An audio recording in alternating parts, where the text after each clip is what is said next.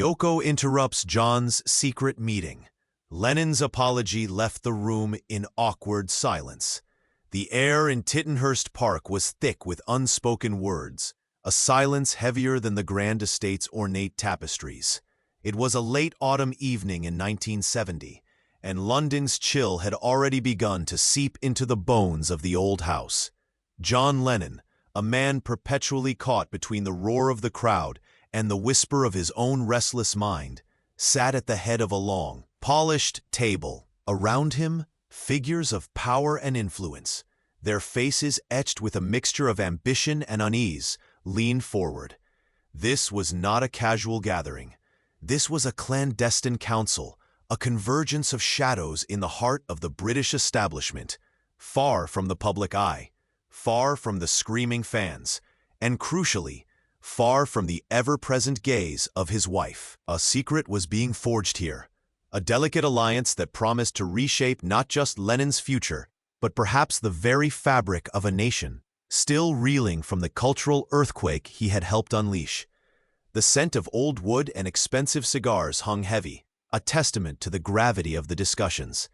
Each man present carried a piece of a puzzle, a fragment of a larger design that, if successful, would grant Lennon an unprecedented level of influence, a platform beyond music. But such power always came with a price, a hidden cost that few dared to acknowledge. And tonight, that price felt palpable, a cold breath on the back of the neck. The stakes were impossibly high, the whispers around the table growing more intense, each word a carefully placed stone in a precarious edifice. They spoke of movements, of manifestos, of a quiet revolution to be orchestrated from the shadows. John, his eyes alight with a dangerous fire, listened, absorbed, a puppet master contemplating his next grand performance. But even puppet masters can be surprised by the strings they don't control. Hey, before we continue with this incredible story, I need to give you an important warning. Many subscribers have reported that YouTube has removed their subscriptions without notice. Just take a quick look at the red button below to make sure you're still subscribed to the channel. I don't want you to miss any of the exclusive content that's coming up. And while you're there, leave that powerful like that helps me a lot with the algorithm. Oh, and tell me in the comments, which city are you watching from? I love getting to know every amazing person who is part of this community. Your participation makes all the difference. Let's interact. John Lennon, the voice of a generation, was more than just a musician. He was a phenomenon, a walking contradiction. His public persona, a blend of peace advocate and acerbic wit, masked a deeper, more complex man. In the gilded cage of Tittenhurst, surrounded by his art and his demons, he sought something beyond fame. He craved impact, a tangible shift in the world he so often critiqued. His environment was a reflection of this internal struggle, grand, yet often chaotic, filled with instruments, recording equipment, and the lingering echoes of past collaborations and conflicts. London, his adopted home, pulsed outside the estate walls, a city of stark contrasts, ancient history clashing with burgeoning modernity, aristocratic privilege alongside working-class grit. John, a Liverpudlian by birth, had found his true stage in the capital, but even here, he felt the invisible chains of expectation. He was a man who had sung about revolutions, yet now found himself entangled in the quiet machinations of power. His days were a blur of creative bursts, philosophical debates, and the constant negotiation of his own celebrity. He walked a tightrope between idealism and pragmatism, his mind a fertile ground for both utopian dreams and cynical realities. He believed in the power of ideas, the seismic shift a single song could ignite. But he also understood the brutal mechanics of the world, the levers of control that truly moved societies. This meeting, this clandestine assembly, was his attempt to grasp those levers, to translate his artistic influence into something more concrete, more enduring. He saw himself not just as a songwriter, but as an architect of dissent, a catalyst for change. His vision was grand, perhaps even hubristic, but undeniably compelling. He spoke of unity, of breaking down barriers, of a new kind of freedom. Yet, the very act of seeking this power in secret with these particular men hinted at a darker truth, that even for John Lennon, the path to peace was paved with compromise, and sometimes with shadows. He was a man on the precipice, balancing his public image against his private ambitions, unaware that the most potent force in his life was about to shatter the delicate equilibrium he so carefully maintained. The meeting was reaching its crescendo. The air crackled with the energy of shared purpose, the thrill of a plan taking shape. John, leaning back in his chair, a faint smile playing on his lips, was about to seal the pact. The men around him, a mix of political strategists, media moguls, and cultural influencers, were nodding in agreement, their eyes reflecting the nascent power of their collective vision. A new movement, a new voice, guided by Lennon's unparalleled charisma, was on the verge of being born. The details were intricate. A series of carefully orchestrated public appearances. A new artistic project designed to carry a subtle yet potent political message.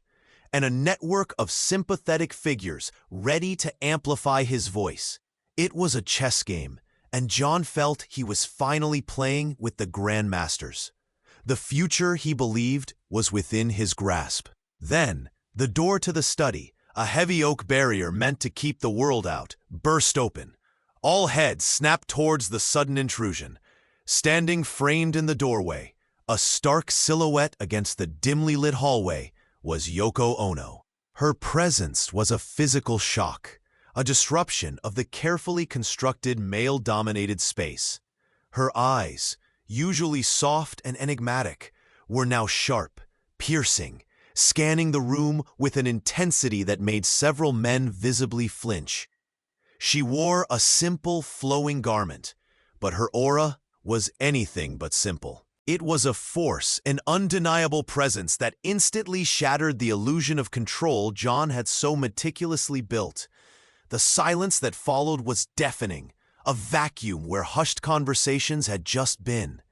John's face, moments ago alight with strategic triumph, drained of color. He knew, with a sickening certainty, that the delicate web he had spun was now irrevocably torn. Yoko, without a word, walked slowly into the room, her gaze fixed on John. Her eyes held a silent question, a profound disappointment that cut deeper than any shouted accusation. The secret, the carefully guarded ambition, was laid bare. The air grew colder, the unspoken words now replaced by a palpable tension, a sense of impending reckoning. The meeting, the grand design, had just been hijacked by the one person John could never truly hide from. Yoko's entrance had not just interrupted the meeting, it had detonated it. The carefully cultivated atmosphere of secrecy and shared ambition evaporated, replaced by an awkward, suffocating silence. The men around the table, moments ago confident and conspiratorial, now shifted uncomfortably, avoiding Yoko's gaze, some even looking away from John. The illusion of their power, their control, had been exposed as fragile. Yoko finally spoke, her voice low, almost a whisper, yet it cut through the room like a razor. "What is this, John?" she asked, her Japanese accent lending an ethereal quality to her words, making them sound both ancient and utterly modern. "What game are you playing now?" John, caught completely off guard, stammered, searching for words that wouldn't come. His usual quick wit had abandoned him. He tried to explain, to rationalize, to minimize the gravity of the situation, but his words felt hollow, even to himself. He spoke of influence, of changing the world, of using his platform for good. But Yoko merely listened, her expression unreadable, her silence more damning than any accusation. The men in the room, sensing the shift in power, began to quietly gather their papers, their briefcases. The grand plan, the secret alliance, was unraveling before their eyes. They had come to deal with John Lennon, the icon, the revolutionary. They had not anticipated Yoko Ono, the silent guardian, the inconvenient truth. The tension escalated, not with shouting, but with the quiet, devastating force of a personal betrayal playing out in a public, albeit private, forum. John felt the weight of their collective judgment, the disappointment in Yoko's eyes, and the sudden, stark realization of his own duplicity. He had sought power, but in doing so, he had compromised the very principles he claimed to uphold. The vision of a new world, once so clear, now seemed clouded by the murky waters of his own deceit. The London night outside grew darker, mirroring the descent into disarray within Tittenhurst Park. The grand estate, once a sanctuary, now felt like a stage for a very public, very painful drama. The threads of his carefully woven plan were not just unraveling, they were being violently torn apart, leaving him exposed, vulnerable, and utterly alone in the sudden, harsh light of Yoko's unwavering gaze. The consequences of this interruption, he knew, would extend far beyond this single shattered evening. The air in the study was thick with the residue of shattered ambition and unspoken recrimination. Yoko stood before John, a silent judge, her presence radiating a profound disappointment that pierced him far deeper than any public criticism ever could. The men who had moments ago been his eager co-conspirators now shuffled towards the door, their faces a mixture of embarrassment and thinly veiled relief. The meeting was over, irrevocably broken. John watched them go, each departing figure a nail in the coffin of his grand design. He knew this wasn't just a setback, it was a public humiliation, a testament to his own misjudgment. When the last of them had slipped away, the heavy oak door closing with a soft thud, an absolute silence descended upon the room. It was a silence more terrifying than any argument, a void filled only by the weight of Yoko's unwavering stare. John tried to speak, to offer an explanation, a plea, anything to bridge the chasm that had opened between them. But the words caught in his throat, choked by the shame that now consumed him. He saw himself through her eyes, a man who had preached peace and transparency, yet had secretly engaged in the very power games he claimed to despise. He had sought to manipulate, to control, to orchestrate, all under the guise of a higher purpose. And Yoko, his partner, his confidant, his mirror, had seen through it all. Her gaze was not angry, not accusatory in the conventional sense. It was something far more devastating, a quiet, profound sorrow. It was the look of someone who had witnessed a beloved ideal crumble, a trust betrayed. In that moment, John felt the full, crushing weight of his actions, the political machinations, the media strategies, the carefully crafted public image. All of it seemed utterly meaningless in the face of this raw, personal truth. He had chased a phantom of influence only to lose a piece of himself, and perhaps a piece of the most vital connection in his life. The climax was not a shouted argument, but this stark, silent confrontation, a moment of absolute reckoning where the true cost of his ambition was laid bare. He stood before her, stripped of his celebrity, his defenses, his carefully constructed narratives, a man utterly exposed to the unforgiving light of truth. The aftermath of Yoko's interruption was not a tempest of shouts and accusations, but a chilling, profound silence that settled over Tittenhurst Park like a shroud. For days, the grand estate, usually a hub of creative energy and philosophical debate, became a mausoleum of unspoken words. John retreated into himself, the vibrant spark in his eyes dimmed by a heavy cloak of introspection. He wandered the sprawling grounds, the crisp London air doing little to clear the fog from his mind. The faces of the men from the meeting haunted him, their hurried exits a constant reminder of his shattered ambition. But it was Yoko's silent disappointment that truly resonated, a constant, aching echo in the chambers of his heart.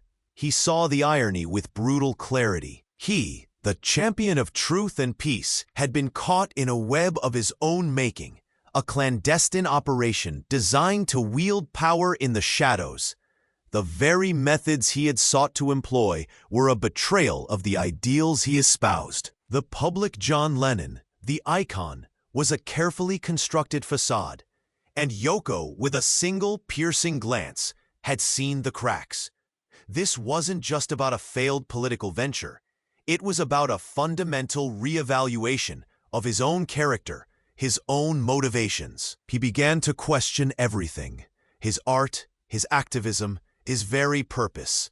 Was he truly seeking change, or merely another stage for his ego? The transformation was subtle but profound. The restless energy that had always driven him began to shift, turning inward. He spent hours in his studio, not recording, but simply sitting, listening to the silence, wrestling with the ghosts of his own making. He started to write again, not anthems for the masses, but raw, confessional pieces, stripped bare of pretense. He sought solace in the mundane, in the quiet moments of domesticity he had often overlooked. The grand plans for global influence seemed distant, almost childish, replaced by a more urgent, personal quest for authenticity. He had sought to change the world, but the world, through Yoko's unwavering gaze, had changed him.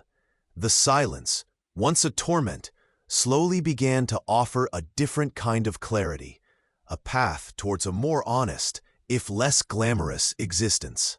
He was no longer the architect of dissent, but a man rebuilding himself, brick by painful brick, in the quiet solitude of his own making. Months later, the echoes of that fateful night still lingered in the hallowed halls of Tittenhurst. John Lennon, though outwardly the same, carried a different weight, a new understanding etched into the lines around his eyes. The grand political ambitions had dissolved like mist, replaced by a renewed, almost fierce, dedication to his art and his most intimate connections. He still wrote, still sang, but the urgency had shifted. His music became more personal, more vulnerable, a direct conduit to the raw emotions he had confronted in the wake of Yoko's silent verdict. London, with its ceaseless hum, continued its rhythm, oblivious to the quiet revolution that had taken place within one of its most famous residents. The apology, when it finally came, was not a grand public statement, but a quiet, almost whispered confession to Yoko. It was delivered not with words of elaborate defense, but with the stark, unvarnished truth of his regret. He spoke of ego, of the intoxicating allure of power, of losing his way in the labyrinth of his own fame. Yoko listened, as she always did, with a quiet intensity. Her response was not immediate forgiveness, but a shared silence, a mutual acknowledgement of the fragile, complex tapestry of their life together. The awkwardness in the room was not a barrier, but a bridge, a space where true understanding could begin to form. It was an apology that left the room in an awkward silence, not because it was rejected, but because it was profoundly, painfully honest, demanding a deeper reflection from both of them. John had learned that the most profound revolutions often begin not in grand halls of power, but in the quiet corners of the human heart. He had sought to orchestrate a world, only to discover that his most important stage was the one he shared with Yoko, a stage where authenticity was the only currency. The secret meeting had been a misstep, a detour into a path he was not meant to walk. But in its unraveling, it had revealed a deeper truth, that true influence, true change, stemmed not from manipulation, but from the unwavering courage to be utterly, painfully, beautifully oneself. The music continued, a testament to a life lived in the public eye, but the man behind the legend had found a new, quieter melody. And as the London fog rolled in, obscuring the grand estate, one could almost hear the faint, unfinished symphony of a soul forever searching, forever evolving, forever bound by the silent power of a love that saw beyond the spectacle.